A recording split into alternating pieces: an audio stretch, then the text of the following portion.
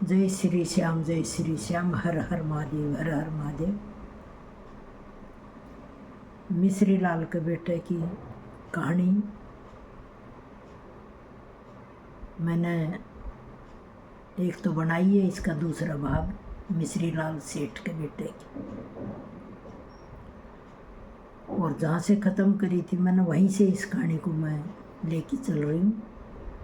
आप देखना, ये कहानी भी बड़ी इंटरेस्ट कहानी है, कैसे वो जूता मारना होता है बंद, तो देखना ये कहानी। तो अब वो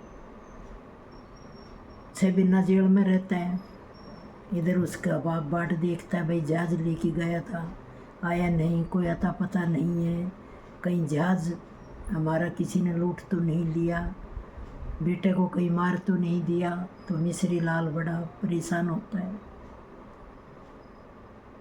उसकी घरवाली का नाम भी चित्रा था। तो वो चित्रा कहती है, ससुर जी मैं अपना पति को ढूंढने जा रही हूँ,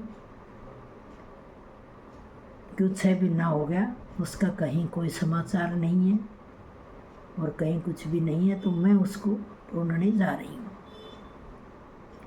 तो उसका ससुर कहता है, नहीं भाई मैं जाऊँगा, आप मत जाइए, मैं उनको ढूंढ के लेके आऊँगा।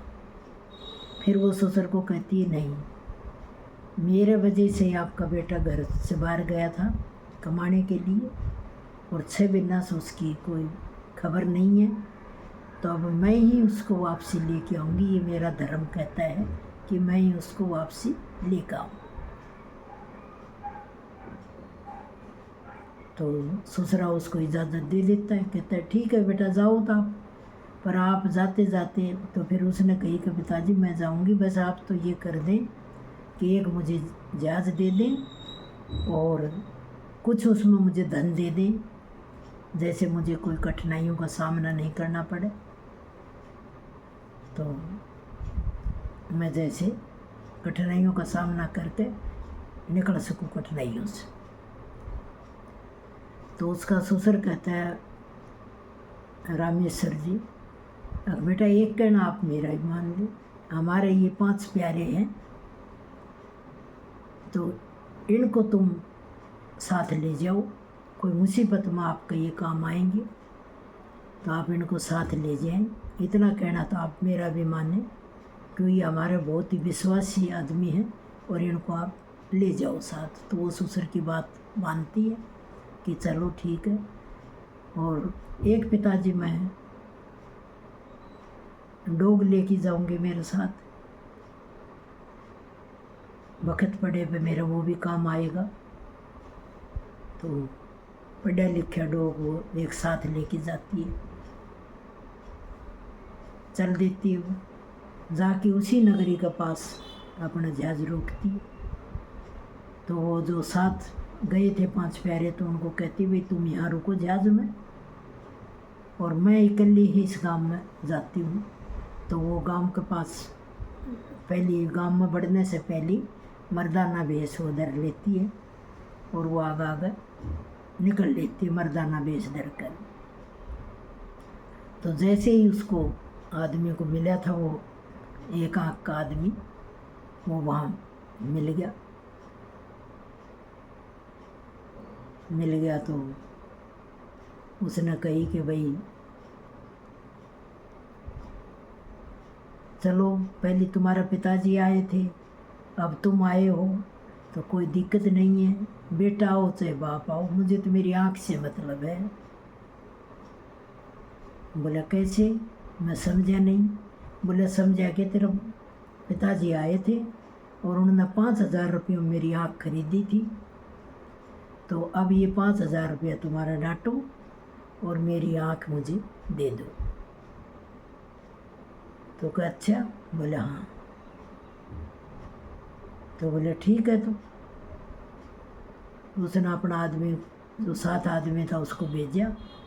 बोले भाई जाइए आप अपने वहाँ जहाज में जो आँख पड़ी है और उनमें से एक आँख ला दो। तो वो आपसे आके कहता है कि भाई आँख तो अपने बहुत सारी पड़ी हुई है, पर इसके नाप की मुझे एक भी आँख वहाँ उसमें नहीं दिख रही है। तो कहती चलो नहीं दिख रही तो ऐसे करो, उसकी दूसरी आँख निकाल लो और इसका मिलान करके न वो आँख इसकी ला दो। अब साहब वहाँ से ठग भागता है, कहता मुझे नहीं चाहिए मेरी आँख, मुझे नहीं चाहिए मेरी आँख, मेरे तो एक ही है, एक ही रहने दो, एक ही अच्छी है। तो वो कहती है नहीं ये 5,000 दे जाए वापसी।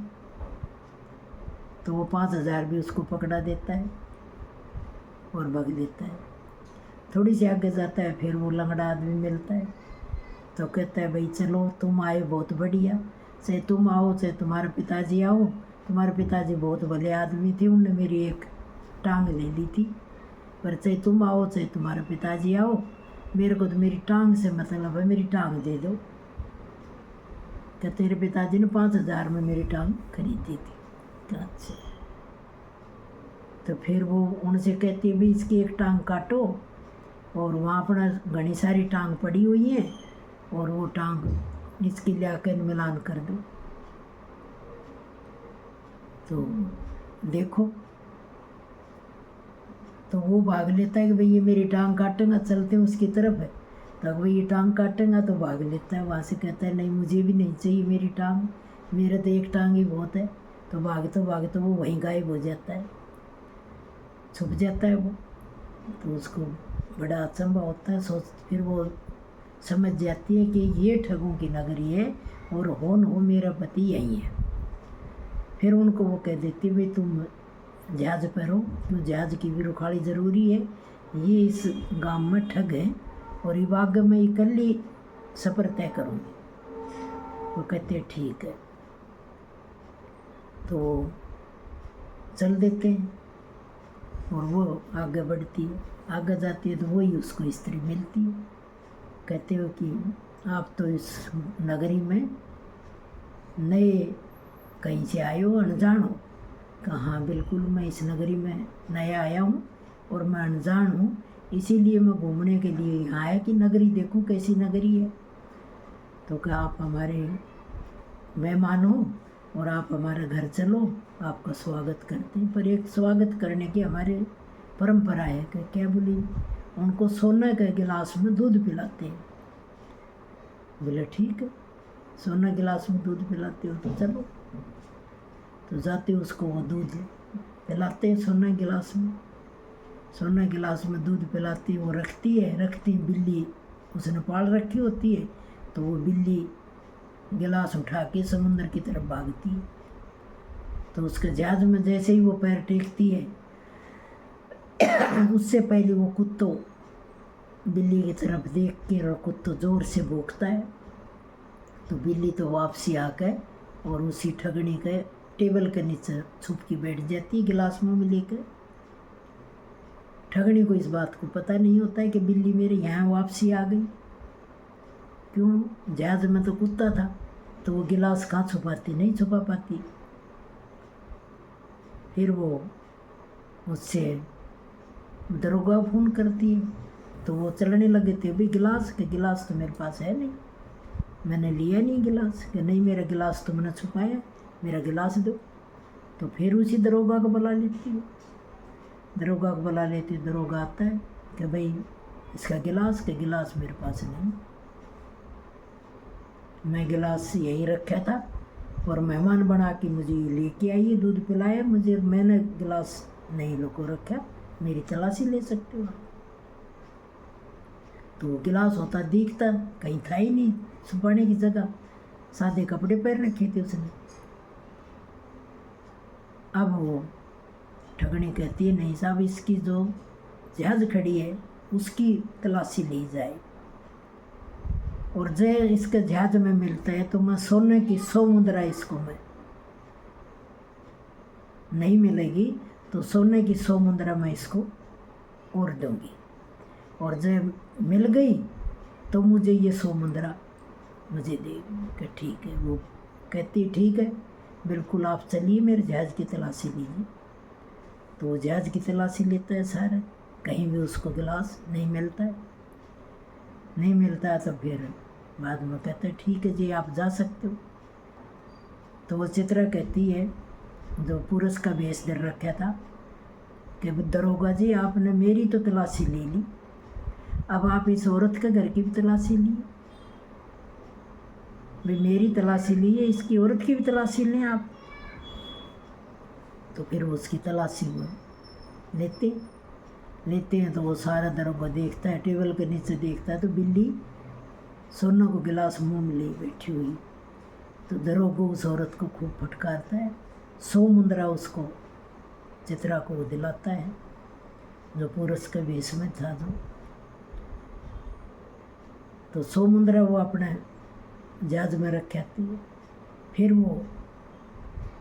फिर उनसे जो 5 प्यारे थे उनसे कहती है भाई आगे का सफ़र भी मैं ही तय करूँगी। वो मेरा पति इसी नगरी में किसी ने बंदी बना रखा है। तो वो सारे नगरी घूमती है तो एक जगह उसका पति जनाना कपड़ा पहन के नाच रहा। बूढ़ा आदमी एक ढोलकी बजा रहा और उसका आदमी नाच रहा।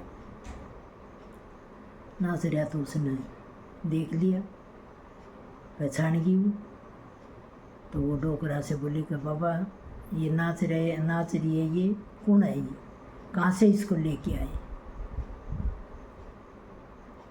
तो वो कहती भाई ये लेडीज़ नहीं है, ये जेंट्स है। बोले अच्छे, बोले हाँ। बोले एक दिन मेरे पास ही आया था तो इसके पास खाने के लिए कोई पैसा नहीं था और इसको मैंने ही कही भाई मैं ढोलकी बजाऊंगा और तू नाचा कर, जैसे अपना पैसा मिल जाया करेंगे और अपना पेट भर लिया करेंगे। तो बोली ठीक है। फिर वो उससे बात करती है, अगर भाई ये बता तेरे को मैं नौकरी रख लूँ, जो तेरे को मिल रहे हैं इससे ज़्यादा पैसा मैं तुझे दूँगी, तो तू मेरा नौकरी करेगा। बोला हाँ कर लूँगा। तो चल तो मेरे साथ। तो साथ चल दे। जनानी बेस में चलता है साथ वो। तो जैसे ही हुआ जहाज में चढ़ता है तो उसको जो कपड़ा सेठ साहूकार पहरा कर बढ़िया अच्छा सुंदर कपड़ा वो घर से अपना उसका लेके आई थी एक जोड़ी कपड़ा। तो वो कपड़ा उसको दिया कि नहा के ये कपड़ा पहने और नहाएं पहले आप, और नहा के ये कपड़ा पहने, ये जो कपड़ा है ये मुझे आप दे दें। तो वो कपड़ा वो अपना उसमें बक्से में रख लेती है और बक्से में रख के दूसरी नाव में वो वापसी अपने ससुराल आने की तैयारी करती है। और जो सेठ का लड़का था मदन, उसको कहती भी मैं 10 दिन में या तो आ जाती हूँ, और 10 दिन में मैं लौट के यहाँ नहीं आया वो नहीं बताती मैं तेरी पत्नी हूँ, क्यों वो था मर्दाना वेश में, वो मर्दाना वेश में थी। तो वो कहती भी मैं कहता है कि मैं 10 दिन में आ जाता हूँ, तो मेरे साथ चलना तुम, और 10 दिन में मैं नहीं लौट के आता हूँ तो ये सारा धन तेरा है, तू इस धन को लेके कहीं भी तू जा सकता है। चलो ठीक है। तो 12 दिन हो जाते हैं कि उसको तो आना ही नहीं था, वो अपना दूसरा जहाज में ससुराल आ जाती है। तो 12 दिन हो जाते हैं तो वो सोचती हुई वो तो नहीं आया तो वो सारा धन तो फिर वो खूब घमंड करता है, हो करता है, अब मैंने तो मेरे को तो धन भी मिल गया और यहाँ से मुझे मुक्ति भी मिल गई, तो इसलिए मेरे लिए तो बहुत बड़ी खुशी की बात है। खूब हंसता है, खुश होता है। और आज 10 दिन की गई, 12 दिन हो गया नहीं आया, तो अब मैं मेरे घर चलता हूँ। तो वो घर आता है तो आता है वो हिसाब लगाता है कि इतना 6 महीनों का जूत कितने होंगे, भाई उसके जाती मैं कितना जूत मारूंगा। तो वो 6 महीना का जूतों का हिसाब लगाता है कि कितना एक दिन का 10 जूतों के हिसाब से 6 महीनों का कितना जूता हो गया, तो इतना ही जूता मैं उसको मारूंगा। तो वो घमंडी था, उसका घमंड ख़त्म नहीं हुआ था। फिर वो आता है घर, आता है तो अपने बाप से कहता है देखो मैं कितना धन कमा लिया है। तो उसका बाप कहता है भाई बहुत अच्छी बात, धन कमा लिया है। उसका बाप भी नहीं बताता है, अगर भाई तेरे को चित्रा छुटा लिया, वो जाई ससुर से कहती भाई उसका पता लग गया है और मैं आ गई, कुछ समय बाद 10-15 दिन बाद वो भी आ जाएगा। तो ससुराल जाके बताती है ये बात सारी, पर उससे नहीं बताना कि मैं इसके पास गई थी, कि पिताजी मैं ही उसको बताऊंगी, आपने ये बातें राज नहीं खोलना है। कि ठीक है। तो वो आता है तो बाप से कहता है मैं बहुत धन कमा लिया है, बहुत खुश होया। और घरवाली कहती थी तू कमा ही नहीं सकता, तो मैं धन कमा ले आया हूँ, मैं भी कमाना जानता हूँ कैसे कमाते हैं। तो वो सारी बातें नहीं बताता कि मैं कैसे नाचता था वहाँ, कैसे ठगों से ठगाया गया मैं। तो वो सारी बातें बाप से छुपा लेता है। फिर जैसे ही शाम होती है, शाम हो के सुबह होता है, तो सुबह होता है तो वो जूता ठाई तैयार खड़ा रहता है घरवाली उठने से पहले। तो वो कहती है कि सोए नहीं तुम? बोले नहीं मैं सोया हूँ, पर मैं तुम्हारे उठने का इंतज़ार कर रहा था। बोला क्यों? बोले क्योंकि अब 6 महीना का कितना जूता बनते हैं उसका हिसाब मैंने लिख रखा है, उतना ही जूता मैं तेरा मारूंगा। बोली क्यों? बोली मैं कमा के लेके आया हूँ, धन कमा ले आया हूँ। तो वह छूटती कहती तू कमा ले आया कि किसी व्यापारी ने तुझे दे दिया धन? भाई तू खुद कमा के ले आया कि या कोई व्यापारी तुझे दे के चला गया? तो एकदम वो चूक जाता है, अब भाई ये बात ये कैसे कह रही है, अगर जो किसी ने व्यापारी ने दे दिया। तो वो चुप नहीं, बोले मैं कमा के लेके आया हूँ, व्यापारी मुझे कोई क्यों देगा, मैं कमा के लेके आया हूँ। अब तो जूता खाने के लिए ऐसी बातें कर रही है, मैं जूता तेरे मारूंगा। फिर वो कहती सोच ले कि नहीं। तो बोली कि वो फिर वो खोल के ना संदूक दिखाती है, कहीं इन कपड़ों में तू नाचता था, और जो मैं छुटा के ले आई तूने वो मैं ही थी और कोई नहीं था। जो तू नाच रहा था, नाच नाच के तेरा पेट भर रहा था, ये यही कपड़े थे ना तेरे। फिर वो बीरबानी का हाथ जोड़ लेता है कि भगवान ये बात किसी से मत बता। कि क्यों? कि नहीं, तू चाहे भलाई रोज़ 10 जूत मेरे मार ले, पर ये नाचने वाली बात, ठगों वाली बात किसी को मत बताना कि मैं किसी से ठगया गया और 6 महीना में जेल गया। तो ये बात किसी से मत बताना। और मैं वहाँ जनाना बेस में मैं वहाँ नाचा करदा, तो तू मेरे 10 जूत रोज़ मार सकती है। फिर वो उसकी पत्नी कहती है आदमी का कर्तव्य है कि पत्नी का पेट भर के कमा के खिलाओ। पत्नी का कर्तव्य है आदमी जब दुख में हो तो पत्नी उसका साथ निभाए। तो ये धनी वीर का एक जोड़ा है, और जोड़ा का मतलब ये है गाड़ी के 2 पहिए हैं। इसमें मतलब दोनों धनी वीर आपस में मेल जोड़ करके रहें, तो जब ही घर गृहस्थी चलती है। और अहंकार आदमी को जो होता है वो सबसे बेकार होता है। अहंकार आदमी को नहीं रखना चाहिए, अहंकार को त्याग कर गृहस्थी चलानी चाहिए। तो ये मेरा कहने का अर्थ था। और सासू ससुर की भी सेवा करनी चाहिए।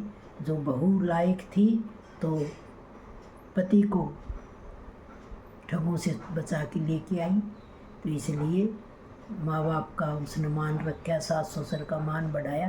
तो ऐसे ही अच्छे घरों की बहू बेटी होनी चाहिए। तो ये मेरा कहने का मतलब है।